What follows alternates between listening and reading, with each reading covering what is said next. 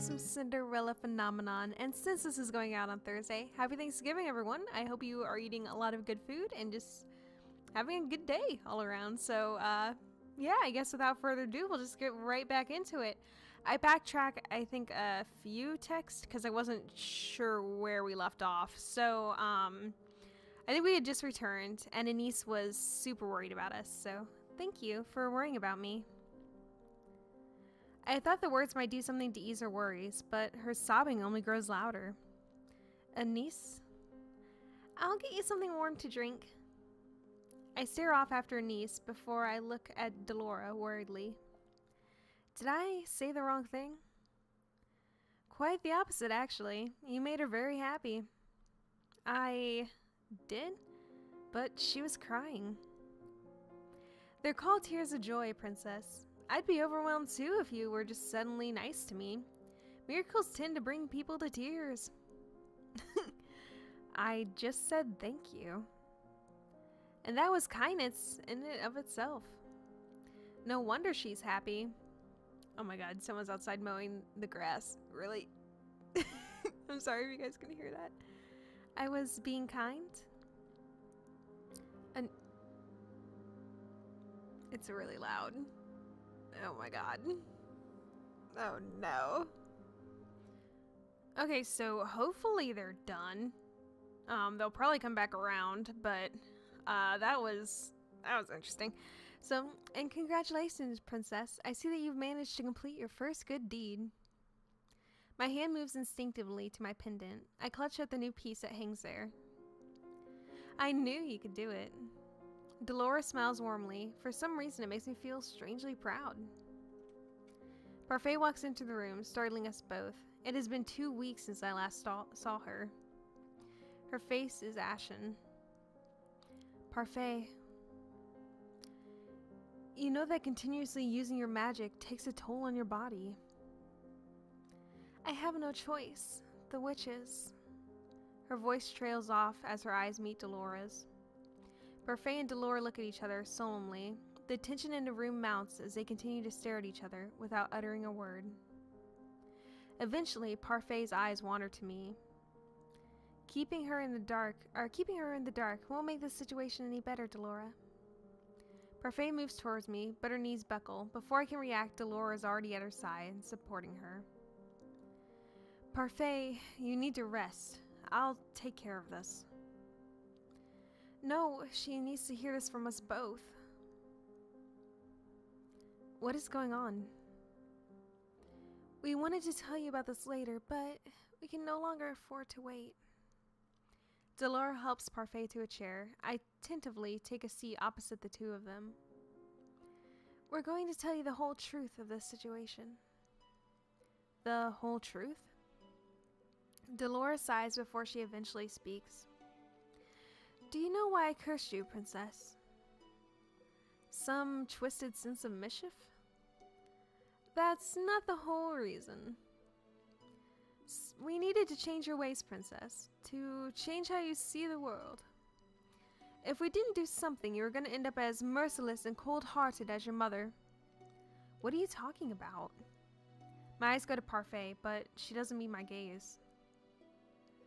Hildur, your mother, was not always so cruel. Parfait's eyes look wet, as if she's about to cry. Why are you speaking as if you know her?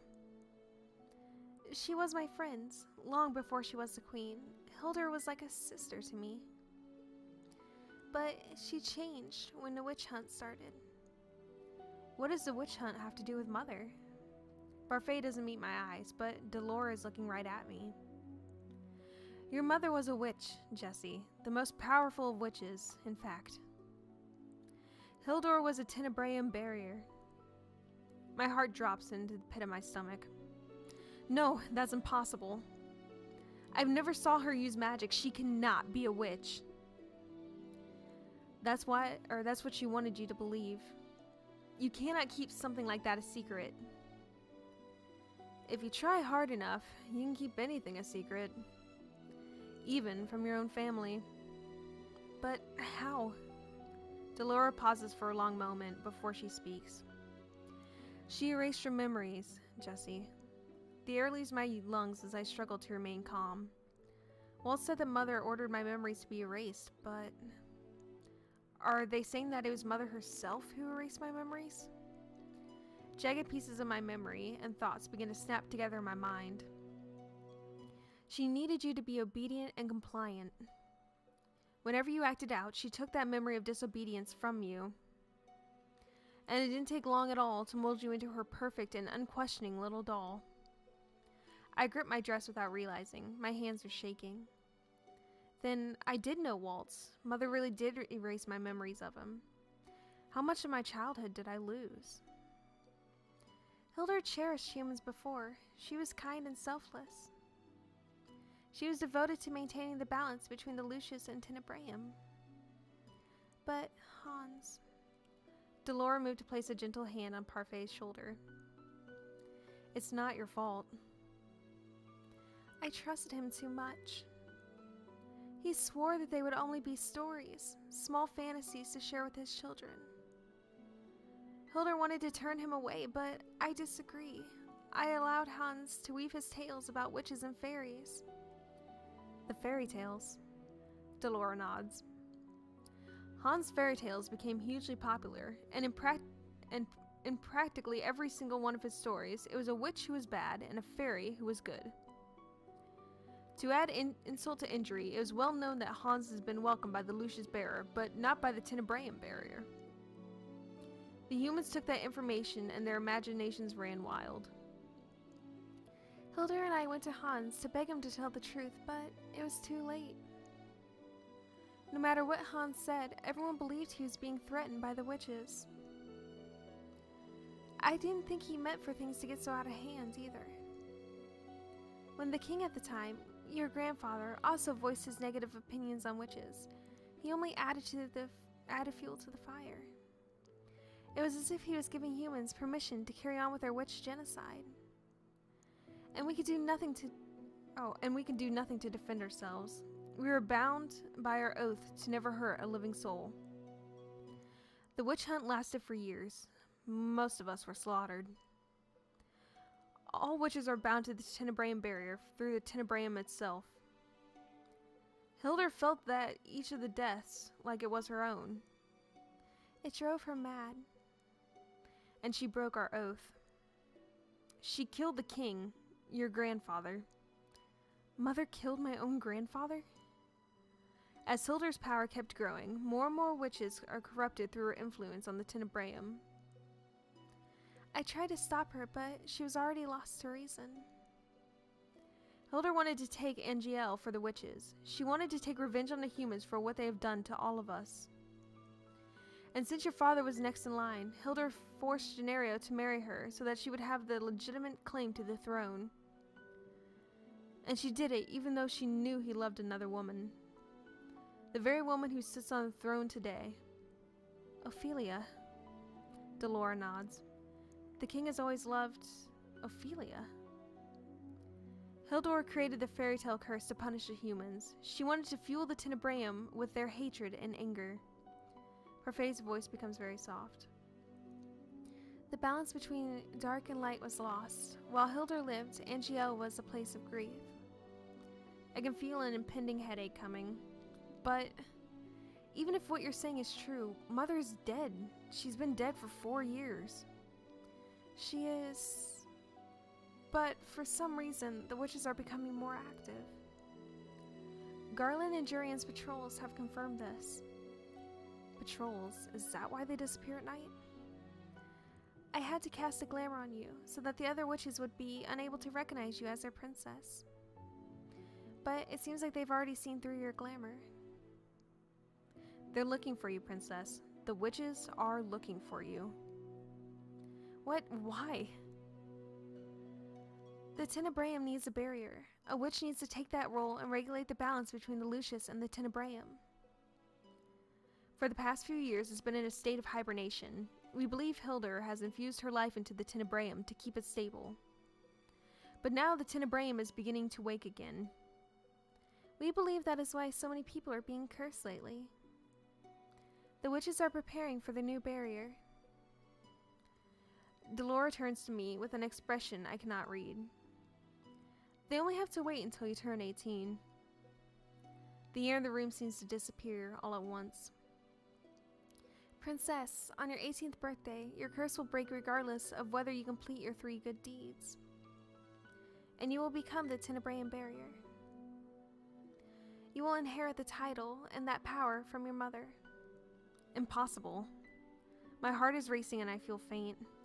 Even if Mother was a witch, I can't use magic at all. All halflings like you inherit their magic at 18. No, I'm human. Princess. Dolores' expression is grim as she speaks. We've been watching over you for a long time, Jessie. We know what sort of influence your mother had on you. The curse was a test. We needed to know that you wouldn't return to Angiel, to what it was when your mother was queen. Sorry, I butchered that. We cannot allow another great war to tear Angiel apart. Dolores and I believe there is still goodness left in you. You just needed a wake-up call. Thus the curse and the 3 good deeds. We wanted you to see what you had in years, to be exposed to the true reality of things. And above all, we needed to see that you were capable of 3 good deeds. I attempt to grasp the fleeing thoughts in my mind, but to no avail. I feel numb. That's it, no more secrets. Parfait's voice is gentle when she speaks to me. The future of this kingdom is in your hands. Will you follow your mother's footsteps, or will you achieve the same balance that we had before? Dun dun dun. That's like such a heavy thing to put on like, what, like a 17-year-old? Oh my god. No matter how much I tried, I am unable to sleep after my talk with Dolores and Parfait. Mother was a wicked witch. And I am the next bearer of the Tenebraeum. I think I said barrier for like that whole conversation. That was my bad. Bearer. Oh my god, I can't. Bearer? Yeah, it's not barrier. It's bearer. Oh my god. It all makes sense now. So many people hated me because they thought I was just like Mother. I feel the weight of the truth crash down on me, and it is suffocating. What am I supposed to do now? I turn to my side and bring my knees to my chest. How do I know what the truth is anymore? Suddenly, an idea occurs to me. There is one other person who might know the truth. Waltz. I wonder what he's doing. I slip out of my room and make my way towards Waltz's. Ooh, we're gonna go see our boo. Waltz is sound asleep when I push the door open to his room.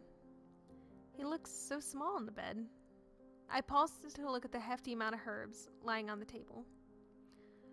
Those herbs. I remember Anise told me once that they help with pain. Rumple and Anise have given Waltz lots of them.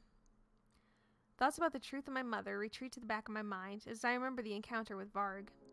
Waltz would have never gotten hurt if it wasn't for me. My eyes begin to sting. Hold back the tears or cry. God, I feel like holding back the tears is never good. We're just gonna let it out. We're just gonna let that storm go. For the first time in years, I let my tears flow freely. I do not even know why I am crying, and I find myself talking loud. You said that crying doesn't make a person weak, but it certainly makes me feel that way. You're not weak, Princess. Aww. Oh, how cute. Waltz. When did he wake up? You're the strongest person I know. Waltz's voice is so soft, and his words are slurred. He is clearly still under the influence of the medication he's been given, but he still continues to speak. Despite everything you've gone through, you're still standing on your own 2 feet. I cannot lie anymore. I've only been pretending to be a strong person. But I cannot do this anymore, knowing that all the time I've been living a life full of lies. I'm questioning even my mother's affections now. Another dangerously gloomy thought hangs at the brink of my mind. Mother did not care about me. That means no one did at all. I do. Oh my god! Oh. The feels! Oh my god, the feels! Oh, I love it. Like, what a sweet... Oh, what a sweet boy. I care about you, Jessie. Waltz's voice begins to grow weak as his eyes flutter closed. You're tired, Waltz. You should sleep. Jessie. His voice is slurred and slow, but hearing him say my name without the title somehow feels nostalgic. Please, don't cry. Little star. Aww. Waltz closed his eyes, finally surrendering to sleep. I take a deep breath and leave his room, closing the door quietly behind me. Aww. Again. Okay. Abracadabra. Oh, it's a lily. Teach me how to do that. A magician never reveals a secret, little star. You always say that. Please. Just this once. Please, Waltz. On your birthday, I'll teach you how to do it on your birthday. Promise? Promise. Oh my god, how freaking cute! Guys, I know you're gonna absolutely hate me, but on that note, I think we're gonna call this one an episode. So thank you guys so much for watching, and I will talk to you in the next one. And I'm sorry the series is going on a lot longer than expected. My hope is that by December, when I'm fully on a break from the semester and not like just a short week, that I'll be able to finish a game, because that would be super nice. And then I can start another visual novel. So I've been looking at a few already and kind of have some in the back of my mind, but we shall see. But thank you guys so much for watching, and I will talk to you in the next one. And oh my god, how sweet was Waltz? Oh, I just love him. I love him dearly. I want my own Waltz someday. It'd be great. But I'll talk to you guys later.